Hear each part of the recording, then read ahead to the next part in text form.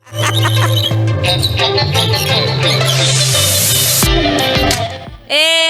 raining! It's been raining in Manila. Oh, nakabayad ka na ba ng utang?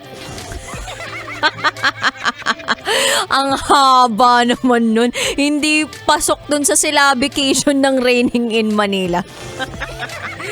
Ay nako, but anyway, kabisyo, sana I feel good ka lang this Monday afternoon kasi nga maulan ngayong araw na ito o nitong mga nagdaang araw. And I'm very sure marami sa ating mga kabisyo out there ang apektado ng ulan na ito. Kaya nga sa hindi pa po naaapektuhan ng ulan na ito, maghanda-handa na kayo. Eto na ang mga dapat ayusin o ihanda ngayong papasok na ang tag-ulan. So una sa lahat, dapat maayos ang inyong bubong. So kailangan naka-impection yan. Ay, inspection pala. Iba pala yung impection.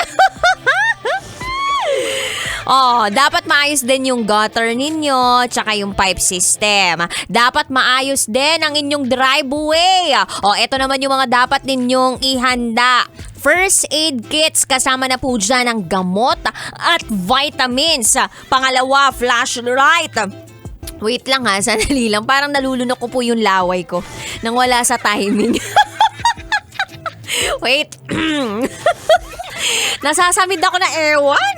O ito, first aid kits kasama gamot, vitamins, flashlight, batteries kung sakaling magba-brown out, kandila, posporo na pwedeng source ng liwanag, bottled water, kung po pwede maghanda ng tig-1 galon na drinking water sa bawat tao sa pamilya. Pwedeng maganda rin ng mga canned goods, biskwit, tsokolate, instant noodles o yung mga pagkaing madaling ihanda, mga damit at kumot, plastic o ibang container na hindi madaling pasukin ng tubig kung saan pwedeng itabi ang mga mahahalagang dokumento.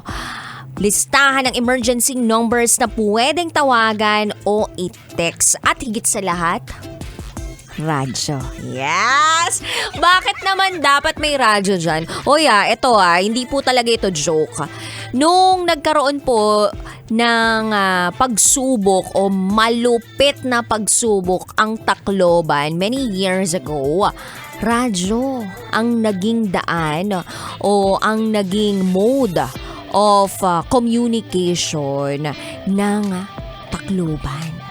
Oo, dahil sa radyo, nakatawid yung ibang mga magbibigay ng kanilang tulong sa mga nasalanta ng bagyo. If I'm not mistaken, bagyong Yolanda yata yun eh. So, ang radyo sa mga ganitong pagkakataon, napakahalaga. Kaya kung wala ka pang radyo, kabisyo, wag mo lang i-download sa cellphone yan. Bumili ka. Kasi hindi mo alam pag nagka-brown out na lahat-lahat. Magugunaw na lang mundo, di ka pa aware. Diba? At least pag may radyo ka kahit walang desaksak o elektrisidad, pwede kang makasagap ng balita o kaya ng entertainment at higit sa lahat ng kaginhawaan sa buhay. Kasi marinig mo pa lang yung boses ko, parang solve ka na. Ay, charot lang with the rot. Anyway, I hope you are safe, kabisyo. At safe na safe ka sa feeling ko. Basta 3 to 5 p.m. tayo magkakasama. Ngayong araw na itatsuwa, kapiling ang babaeng naniniwalang hindi man ako palaging may pera. At least palagi naman akong maganda. This is me, the one and the only DJ Rocky Tera. And today, Monday, isa na namang panibagong secret file ang aking babasahin. Kaya naman lakasan na ang volume ng radyo because for today's radyo, ibibigay ko na po ang patikim ng DJ Rocky's Secret File. Kabit ng boss ko ang jowa ko. OMG, jowa mo, kabit ng boss mo.